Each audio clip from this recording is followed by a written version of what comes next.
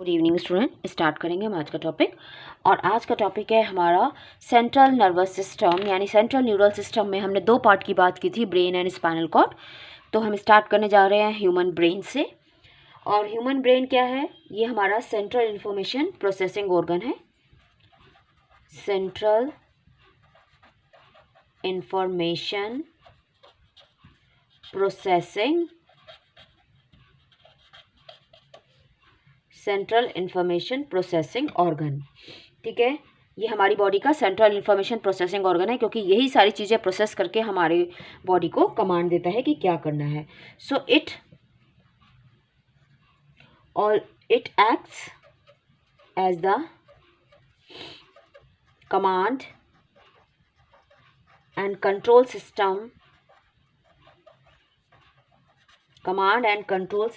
Of the body, क्योंकि यही process करके हमारी बॉडी को कमांड देता है और हमारे सारे सिस्टम इसकी जो है इसी की कमांड को यानी ब्रेन की कमांड को फॉलो करते हैं। जितने भी हमारी बॉडी के सिस्टम्स हैं वो किसकी कमांड को फॉलो करते हैं? वो कमांड को फॉलो करते हैं ब्रेन की। इसकी कमांड को फॉलो करते हैं ब्रेन की कमांड को, क्योंकि ये हमारा main controlling unit, controlling centre, processing centre है। सारे सिस्टम को कमांड देता है और सारे सिस्टम इसकी कमांड को फॉलो करते हैं। कौन कौन सी एक्टिविटी को कंट्रोल करता है? जितनी भी हमारी बॉडी की वॉलेंट्री एक्टिविटीज़ हैं,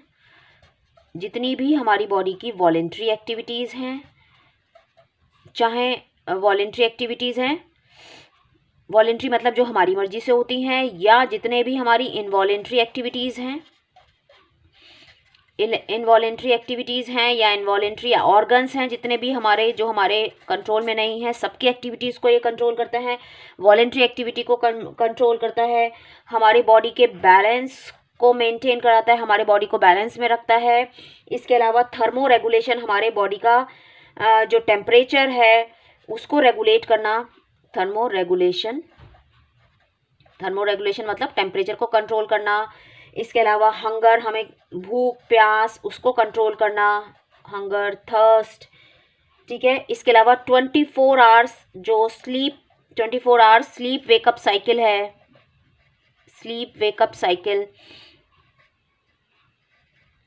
तो ये सब चीज़ें कंट्रोल करता है। इसके अलावा एंडोक्राइन ग्लैंड्स के जो फंक्शंस हैं, एंडोक्राइन ग्लैंड्स उनके जो जितने भी फंक्शंस हैं उनको कंट्रोल करता है। हमारी विज़न, हमारी हेयरिंग,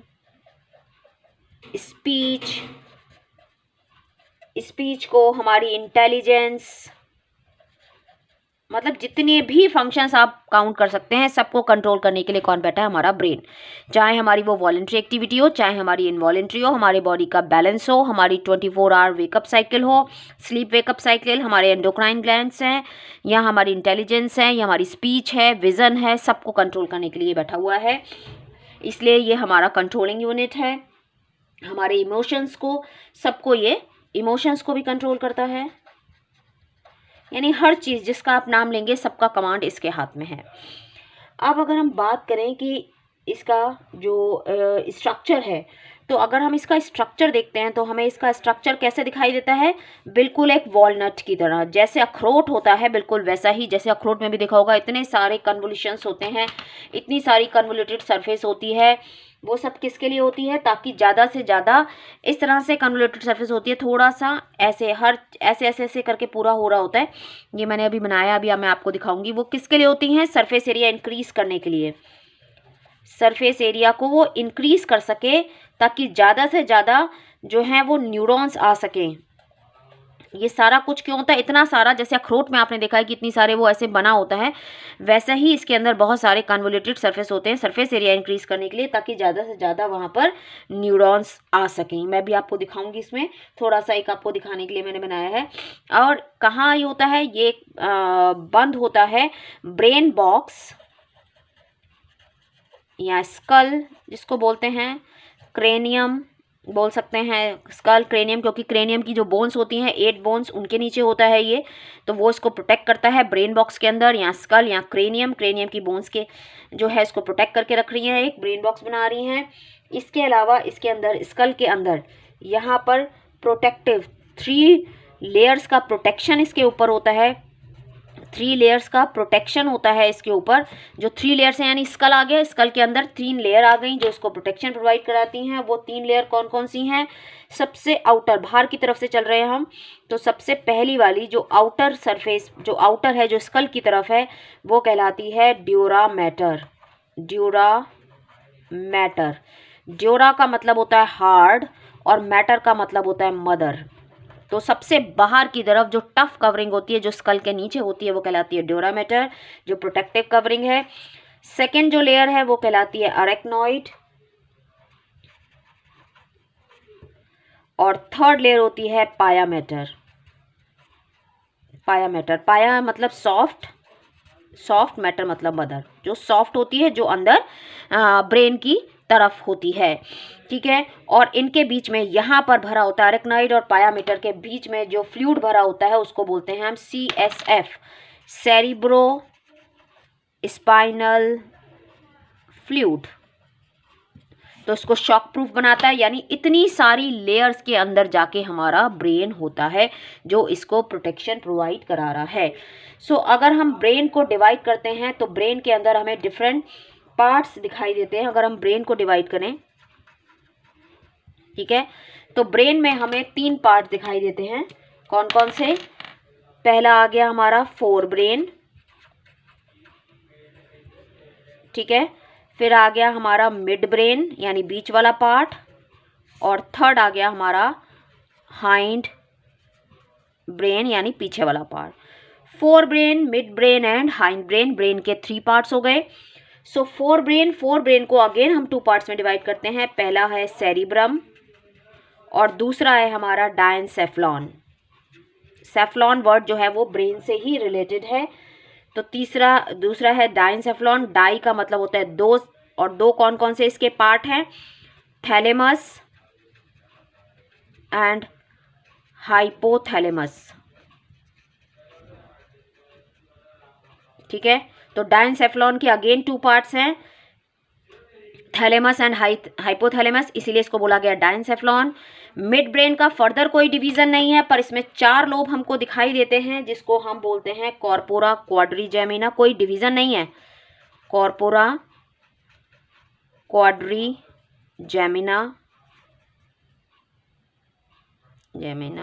4 लोब्स हैं, ये 4 लोब्स हैं, कोई डिवीजन नहीं है मिड ब्रेन का।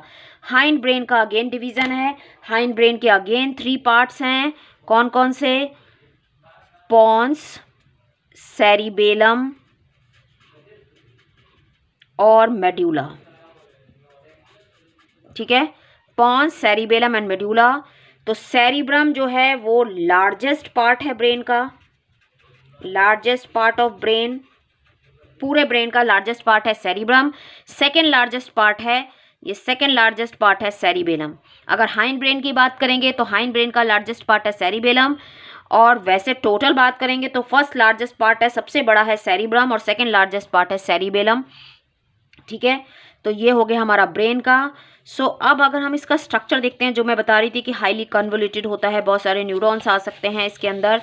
सो अगर हम इसकी स्ट्रक्चर देखते हैं तो हमें इस तरह का, मैंने एक छोटा सा ऐसे अभी आपको बताने के लिए खाली बनाया है, इस तरह का उसमें हमें जो है वो स्ट्रक्चर दिखाई देता है। ऐसे बहुत सारे उसमें कन्वोल्यूटेड सरफेस होती हैं। जो ऊपर वाली सरफेस होती है, जो ऊपर से उठा हुआ पार्ट होता है, उसको हम बोलते हैं गाइरस, और जो ये डिप्रेशन से हैं ये कहलाती है सल्कस, सिंगुलर, ठीक है। ये किसके लिए हैं? ज़्यादा से ज़्यादा न्यूरॉन्स आ सकें। और अगर हम देखते हैं तो ब्रेन का अभी अगर हम देखें तो हमें 2 पार्ट्स दिखाई देते हैं, 2 पार्ट्स दिखाई देते हैं सेरिब्रम्स के। और ये 2 पार्ट जो सेरिब्रम है, सेरिब्रम के हमारे 2 पार्ट्स होते हैं, और ये 2 पार्ट आपस में जुड़े रहते हैं, जिनको हम बोलते हैं सेरिब्रल हेमीस्फेयर, हेमीस्फेयर, ठीक है। दोनों, एक पार्ट ये सेरिब्रल हेमिस्फेयर, एक ये राइट एक लेफ्ट, सेरिब्रल हेमिस्फेयर, और ये दोनों आपस में जुड़े होते हैं। जैसे यहाँ पर ये मैंने बनाई है सी शेप्ड की स्ट्रक्चर, जो सी शेप्ड का स्ट्रक्चर होता है, ट्रैक्ट ऑफ नर्व फाइबर इसको बोलते हैं, ट्रैक्ट ऑफ नर्व फाइबर से। अगर आप देखेंगे खुद अपने हाथ लगा के अपने हेड पे, तो आपको दिखाई देगा कि 2 पार्ट हैं जो आपस में जुड़े हैं ट्रैक्ट ऑफ नर्व फाइबर से, जिसको हम बोलते हैं कॉर्पस कैलोसम, इसको हम बोलते हैं कॉर्पस कैलोसम, ये दो हाफ हैं जो दोनों हाफ को जोड़ के रखता है। यहाँ पर बहुत सारे न्यूरॉन्स प्रेजेंट हैं। तो ये दोनों हाफ को, दो हाफ हो गए जिसको बोलते हैं हम सेरिब्रल हेमिस्फेयर। इन दोनों को ये आपस में जुड़े रहते हैं corpus nerve of track of nerve fibre से, जिसको हम बोलते हैं कॉर्पस कैलोसम। इसका जो आउटर एरिया है, ये वाला एरिया जो आउटर एरिया है, ठीक है, आउटर एरिया को आपको पता है क्या बोलते हैं, कॉर्टेक्स। तो आउटर एरिया ये वाला जो है ये कहलाता है सेरिब्रल कॉर्टेक्स, सेरिब्रल कॉर्टेक्स। और इस सेरिब्रल कॉर्टेक्स जो है वो हमें ग्रे दिखाई देता है अपीयरेंस में। ग्रे क्यों दिखाई देता है? क्योंकि यहाँ पर सारे साइटोन होते हैं, यानी सेल बॉडीज होती हैं न्यूरॉन की, सेल बॉडी होती हैं। और आपको पता है कि सेल बॉडी माइलिनेटेड नहीं होती हैं, ठीक है। किस पे होता है? एक्सॉन पे माइलिन की शीट होती है। तो बाहर वाला पार्ट इसका ग्रे मैटर का बना होता है। इसको बोलते हैं ग्रे अपीयरेंस। क्यों देखते हैं? क्योंकि इसको हम बोलते हैं क्योंकि ग्रे दिखाई देता है, ये कहलाता है ग्रे मैटर। और जो अंदर वाला पार्ट है वो कहलाता है वाइट मैटर। जो अंदर वाला पार्ट है, इनर पार्ट है, वो कहलाता है वाइट मैटर, क्योंकि वहां पर माइलिनेटेड न्यूरॉन्स होते हैं। वाइट मैटर, वाइट मैटर मतलब वहां पर माइलिनेटेड न्यूरॉन्स हैं, यानी वहां पर एक्सॉन्स हैं जिनके ऊपर माइलिन की शीट है। और बाहर वाला एरिया जो है वो ग्रे मैटर है, जहां पर कि साइटोन्स हैं, क्योंकि साइटोन्स के ऊपर जो है आपका माइलिन शीट नहीं होती है, ठीक है। सिर्फ वहां पर सेल बॉडी होती है बहुत सारी, इसलिए वो ग्रे कलर की दिखाई देती है। अब इसमें जो है जो ब्रेन है उसके 3 पार्ट्स डिवाइडेड होते हैं। कौन कौन से एरिया होते हैं? सेंसरी एरिया, मोटर एरिया और एसोसिएटेड एरिया। सेंसरी एरिया मतलब जहां सेंस ऑर्गन से सारी इंफॉर्मेशन आती है।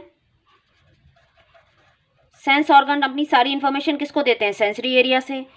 और सेंसरी एरिया और जो कमांड है वो किसके साथ जाती है? मोटर एरिया कमांड देने का काम करते हैं। एसोसिएटेड एरिया है थोड़ा प्रोसेसिंग का काम करते हैं। एसोसिएटेड एरिया जो ना तो सेंसरी होता है ना तो मोटर होता है, वो कुछ उसमें प्रोसेसिंग का वर्क भी चलता है, ना वो पूरी तरह से सेंसरी है ना वो पूरी तरह से मोटर है। तो ये इस तरह से वो पूरे एरिया में डिवाइडेड होता है। और इसके अंदर हमें 4 लोब्स दिखाई देते हैं सेरिब्रम के अंदर। कौन कौन से लोब दिखाई देते हैं?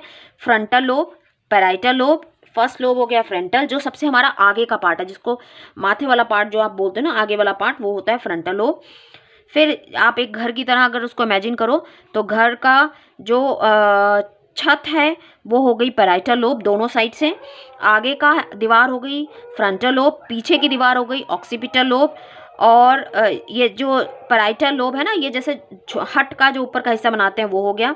पीछे हो गया ऑक्सीपिटल लोब, पीछे वाली दीवार, और साइड वाली हो गई टेम्पोरल लोब।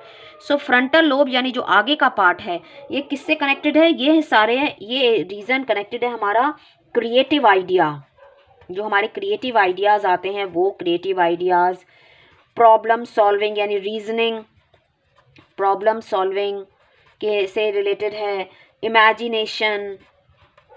इमेजिनेशंस, इसके बाद डिसीजन मेकिंग, ये सारा कुछ कौन रिलेटेड है? फ्रंटल लोब, ठीक है। सारा हमारा क्रिएटिव आइडियाज़ जो आते हैं, जो प्रॉब्लम सॉल्विंग है, रीजनिंग है, इमेजिनेशन है, डिसीजन मेकिंग है, वो हमारा एरिया है यहाँ पर फ्रंटल लोब में।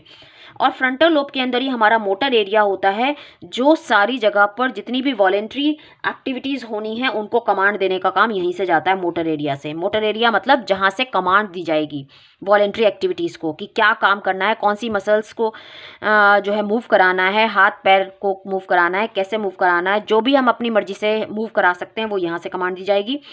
ये भी कहाँ प्रेजेंट है? मोटर एरिया फ्रंटल लोब में ही।